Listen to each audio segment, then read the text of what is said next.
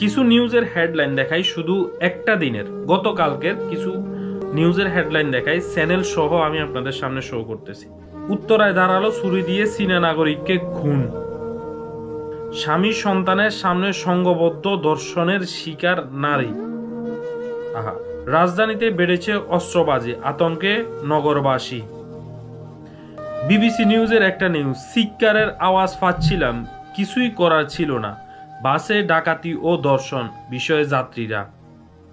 ঝিনাইদহে শেষখালের ফাঁসে মিলল 3 জনের গুলিবিদ্ধ লাশ।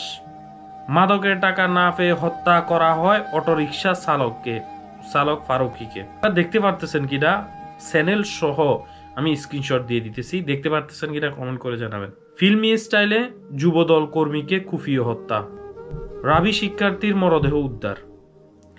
এটা তো আমি দিনে হয়তো 1 থেকে 1.5 ঘন্টা 2 ঘন্টা আপনার ফেসবুক ইউটিউবে থাকি, শুধুমাত্র 1-1.5 ঘন্টা ঘুরে নিউজ ফিডে এই নিউজগুলা পাওয়ার স্ক্রিনশট আমি রাখছিলাম শুধু আপনাদেরকে দেখাবো বলে। কেমন লাগলো আপনাদের? কেমন আছেন আপনারা? আমার খুব জানতে ইচ্ছে করে, আমারও টেনশন হয়। আমারও মা বাপ ভাই বোন দেশে রেখে এসেছি, কেমন আছে তারা, নিরাপদে আছে কিনা তারা, নিরাপদে থাকবে কিনা তারা, সেটা নিয়ে আমারও টেনশন হয়।